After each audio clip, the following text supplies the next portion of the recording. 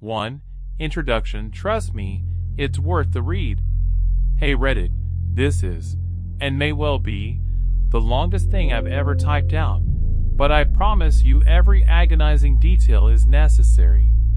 If you've ever loved someone so completely that the idea of living without them felt impossible, and then found yourself shattered by their betrayal, you'll understand why I've had to tell this story.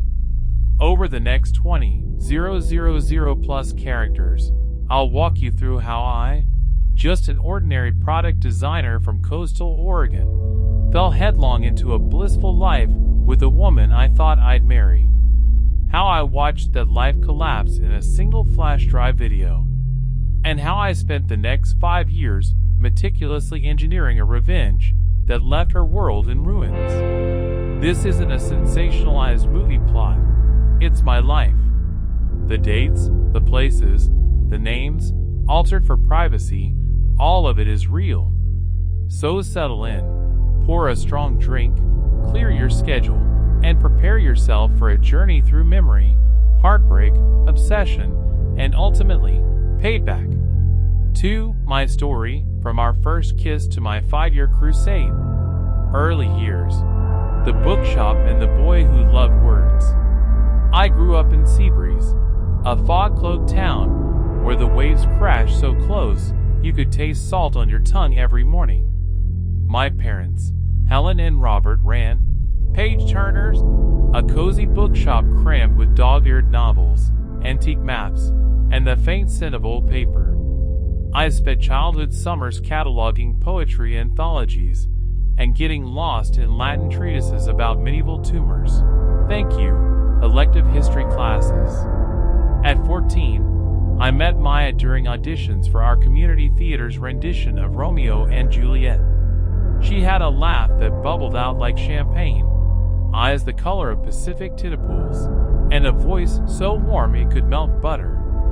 We were cast as Juliet and Paris, yes, Paris, the villainous suitor.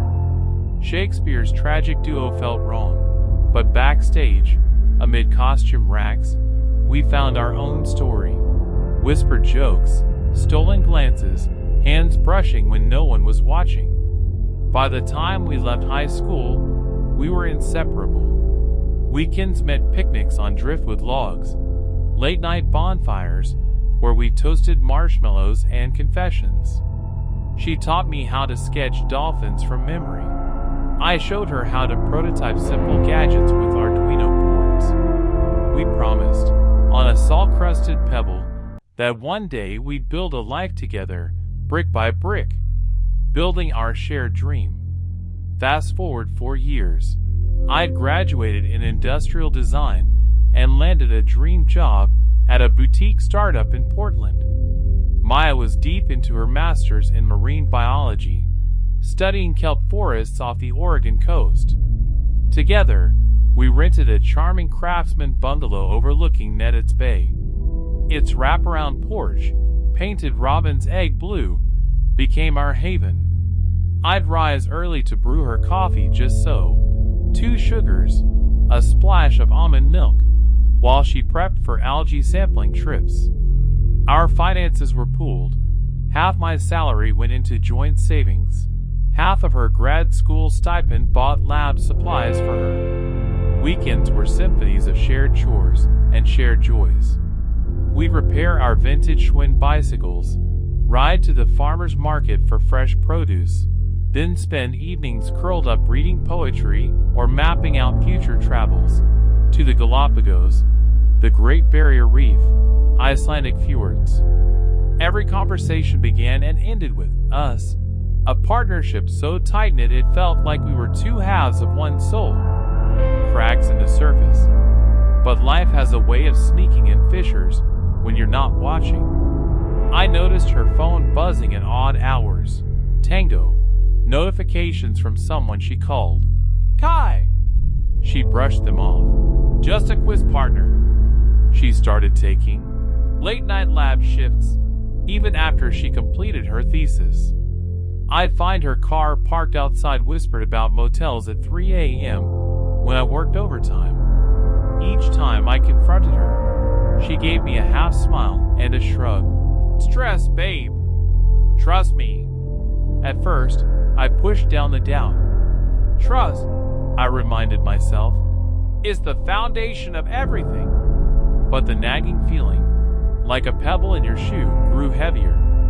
I'd lie awake tracing the wood grain of our dresser, imagining her laughter echoing down hotel hallways that weren't mine to share. I told myself I was paranoid, that love meant blind faith.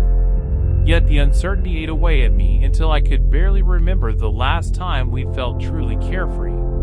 The night it all broke.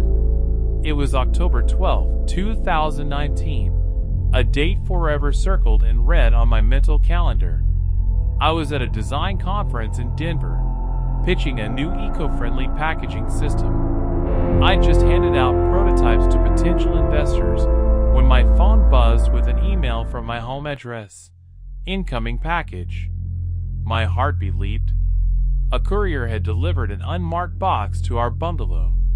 In the airport lounge, I tore it open. Inside lay a nondescript flash drive stamped, "Just so you know, .mp4. Hands trembling, I plugged it into my laptop. The video loaded.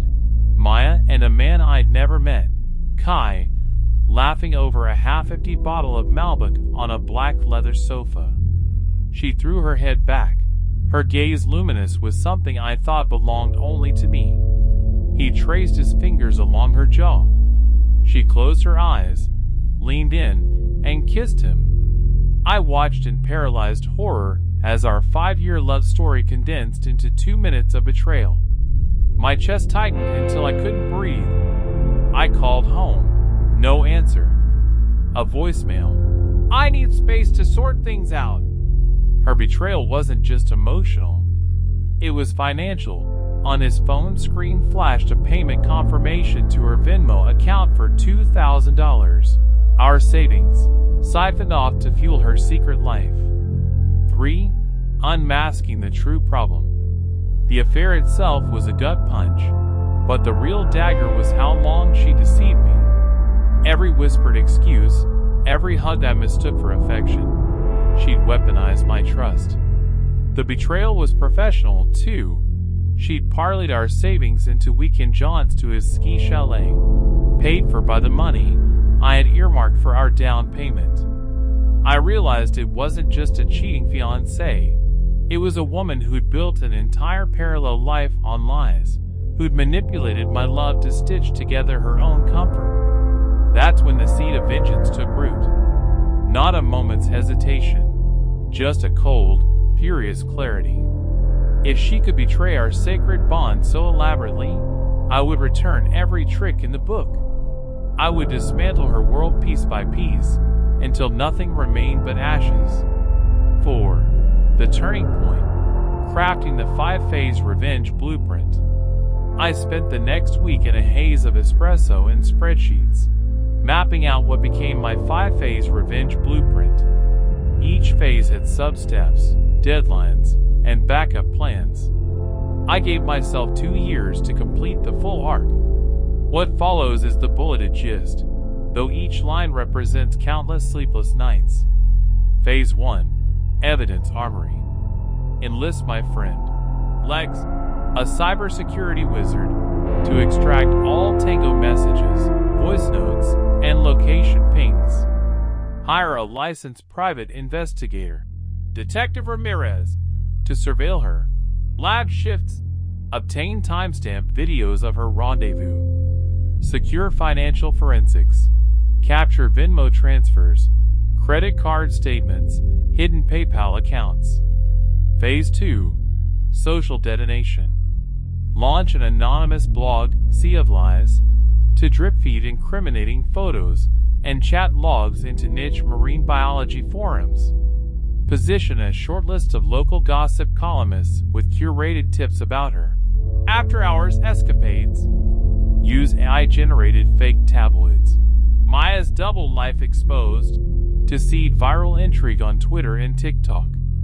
Phase 3. Financial guillotine. File a civil suit for embezzlement of joint assets. Petition the court to freeze her bank accounts. leak her impending lawsuit to her startup investors, triggering panic and funding withdrawals. Coordinate with a hedge fund acquaintance to short her fledgling ecotech venture seed round. Phase 4. Reputation pyre. Engineer accidental encounters between her and off-duty PI footage at motels. Hand-deliver the evidence to her academic department. Commission a small, creative solutions firm to flag her on dating apps as a known cheater. Gaslight her into digital exile. Publish a detailed dossier on GitHub and Pastebin under an anonymous handle. Her real name search results polluted with betrayal. Phase 5. Phoenix Ascension. Launch my own venture, Truth Lens, marketed as the world's first honesty tracker for couples, subtly proving my moral and technical superiority. Donate the initial revenue to domestic violence charities, highlighting that emotional betrayal can be as destructive as physical harm. Release an e-memoir. Broken bonds, build revenge, weaving my story into a cautionary tale, set to hit #1 in relationship drama on Kindle. With each phase, I built in redundancies. If one channel was compromised, I had 2 more. When the blueprint was complete, I felt a chilling calm. I knew exactly what had to happen and when. 5. Execution. Watching her world unravel. Phase 1 deployed. Within 3 weeks, Lex delivered a 500-page archive of her Tango history. The PI's drone captured chiaroscuro footage of her slipping into Kai's rental car at 2:14 a.m. on 3 separate occasions. I had every text timestamp, GPS coordinate, and financial record sealed in an encrypted file labeled myexposed2020.zip. Phase 2 unleashed. I seeded sealed lies in mid-January 2020. Day by day, the blog amassed a cult following among marine biology students. Campus forums buzzed with whispers. Did you hear about Maya's midnight samples? Within 10 days, local tabloids sniffed a story. Hashtags #wave of deception and #myexposed trended on Twitter. Former friends DM'd me begging for more evidence. They'd never suspected her capable of such duplicity. Phase 3 strikes. I filed the embezzlement suit in small claims court on February 3rd. The judge granted a temporary freeze on her accounts pending discovery. Word got to her investors. Her pitch deck promised socially responsible ocean cleanup. Yet her personal conduct was anything but. Within a week, half her seed funding evaporated as venture firms pulled out. Kai, facing his own financial peril, ghosted her entirely. Phase 4's conflagration. At her department's annual symposium, where she was slated to keynote on coral restoration, I arranged for Detective Ramirez to deliver motel footage to the university dean minutes before her speech. Paparazzi, tipped by my secondary account, snapped her fleeing the stage, tear-streaked makeup, and branded research blazer. Professors shared the images with hashtags. #academic cheater. Invitations to publish cratered. 10-year dreams died that afternoon. Phase 5. My triumphant rebirth. Exactly 47 days after I first saw that flash drive, I launched Truth Lens on Product Hunt. Keeping couples honest since 2021, our tagline gleamed.